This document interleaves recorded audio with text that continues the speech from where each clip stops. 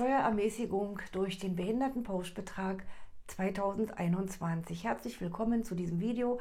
Hier ist wieder Jutta Martin und heute geht es um dieses Thema Steuern sparen mit dem Behindertenpauschbetrag. Ganz wichtig ist es, dass Sie verstehen, dass man mit diesem Behindertenpauschbetrag das zu versteuernde Einkommen verringert und damit seine Steuerlast senkt. Fälschlicherweise denken viele, dass man diesen Pauschbetrag sich auszahlen lassen kann. Das ist falsch. Also dieser Behindertenpauschbetrag nutzt denjenigen, die eine Steuererklärung machen und können damit ihre Steuerlast senken. Schauen Sie sich das Video unbedingt bis zum Ende an. Bleiben Sie bis zum Schluss dran. Wir sehen uns gleich. Ich erkläre Ihnen alles.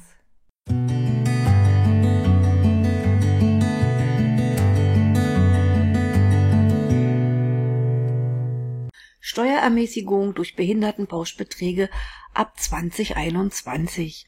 Als Mensch mit Behinderung haben Sie im Vergleich zu einem gesunden Menschen oft höhere Kosten. Deshalb dürfen Sie Ihre behinderungsbedingten Aufwendungen als außergewöhnliche Belastungen in Ihrer Steuererklärung geltend machen.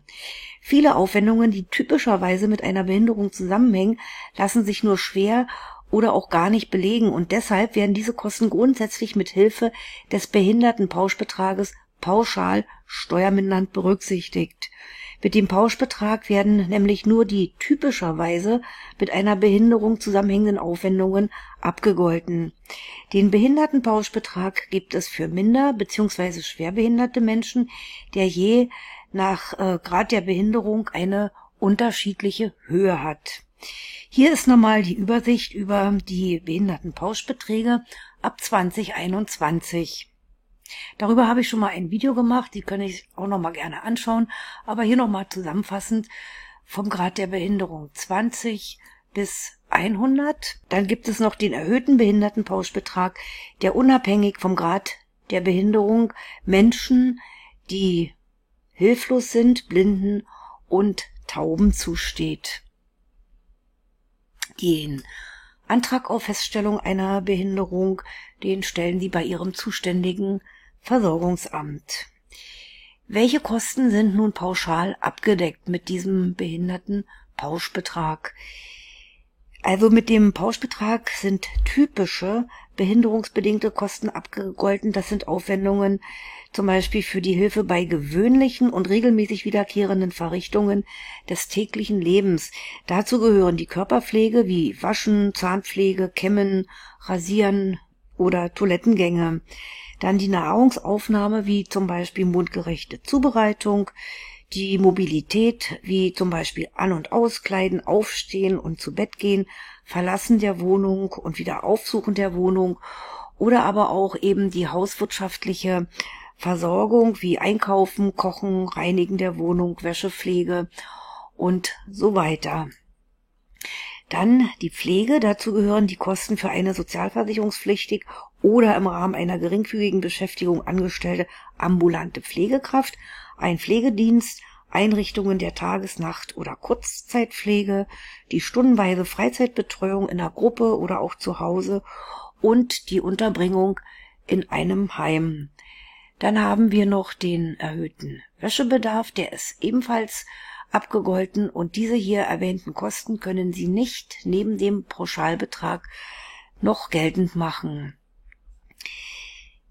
Ja, diese Kosten, das hatte ich schon gesagt, alle anderen im Zusammenhang mit der Behinderung angefallenen Kosten werden hingegen zusätzlich berücksichtigt, sofern die Voraussetzungen dafür erfüllt sind. Das sind die atypischen behinderungsbedingten Kosten, die Sie immer als außergewöhnliche Belastungen allgemeiner Art in nachgewiesener Höhe steuerlich geltend machen können.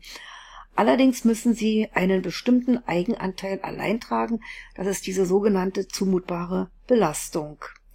Also neben dem Behindertenpauschbetrag können Sie also zusätzlich als außergewöhnliche Belastungen allgemeiner Art solche Kosten geltend machen, wie zum Beispiel Arznei- und Arztkosten, Fahrtkosten bei Schwerbehinderung, Heilkuren, Kosten für Heilbehandlungen, Kosten für behindertengerechten Umbau eines Wohnhauses oder auch Operationskosten, die nicht von der Krankenkasse übernommen werden.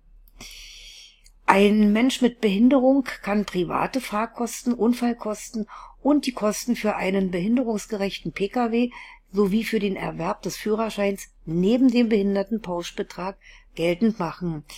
Wegen der unterschiedlichen Behandlung sind die Fahrkosten eines Menschen mit Behinderung nach dem Anlass zu trennen. Es sind einmal beruflich veranlasste Fahrten, die zu den Werbungskosten oder Betriebsausgaben gehören, oder es liegt eine Privatfahrt vor, die dann zu den außergewöhnlichen Belastungen zählen. Zu den Fahrkosten mache ich nochmal ein gesondertes Video, weil das ist doch ein bisschen umfangreicher. So, jetzt schauen wir uns mal an, wie das auf dem Formular aussieht. Wir brauchen dazu diese Anlage außergewöhnliche Belastungen und wir haben hier wieder unseren Beispielrentner Willi Weise. Er hat hier seit Juni 2011 einen Ausweis ausgestellt bekommen. Er hat einen Grad der Behinderung von 70. Er ist geh- oder stehbehindert, also er hat ein Merkzeichen. Und er hatte dann außerdem noch Zahnbehandlung und Zahnersatzkosten in Höhe von 580 €. Und da er 70% hat und ein Merkzeichen, kann er pro Monat 250 Kilometer à 30 Cent geltend machen. Also das sind in dem Fall für das ganze Jahr eben diese 900 €. Sie tragen dann hier eben ihre Krankheitskosten ein. Wenn Sie jetzt ganz viele haben, dann listen Sie die auf und schreiben laut Anlage und dann hier die Gesamtsumme. Hier kommen dann die Pflegekosten rein, behinderungsbedingte Aufwendungen. Das sind hier die behinderungsbedingten Kfz-Kosten, also die Pauschale. Aber zu den Fahrkosten, wie gesagt, mache ich nochmal ein gesondertes Video. Ja, und nun habe ich noch zu allerletzt in eigener Sache. Ich habe speziell für Rentner eine Anleitung für die Steuererklärung geschrieben, die ich Ihnen natürlich hiermit sehr gerne empfehlen möchte. Der Link dazu ist dieser hier. Sie können gerne kurz das Video anhalten, aber ich stelle den Link auch nochmal unter das Video. Den Link habe ich nochmal gekürzt. Da ist er hier https://kovel.io/Floze. Das ist ein bisschen kürzer. Und da können Sie sich den Leitfaden für Rentner sichern. Ich empfehle Ihnen, diesen Report auszudrucken, so wie ich es auch getan habe. Ich habe ihn hier zusammengetackert und habe einfach Panzerband rübergeklebt, damit es ein bisschen hübscher aussieht. Und es lässt sich dann auch viel einfacher blättern. So haben Sie ihn immer griffbereit. Und ich gucke auch ab und zu nach, um zu sehen, ob ich irgendwas aktualisieren muss, ob irgendwas zu ändern ist. Ja, machen Sie es auch so. Vielen Dank, dass Sie sich das Video angeschaut haben. Im nächsten Video gehe ich auf diese Fahrkosten bei Behinderung ein. Das ist auch ein sehr spezielles Thema und ein bisschen ausführlicher. Wenn Ihnen das Video gefallen hat, geben Sie einen Daumen nach oben, abonnieren Sie gerne meinen Kanal, sichern Sie sich den kostenlosen Report in 7 Schritten zur Steuererklärung und kaufen Sie gerne auch den Leitfaden Anleitung zur Steuererklärung für Rentner. Vielen Dank, bis zum nächsten Mal. Alles Gute, Jutta Martin.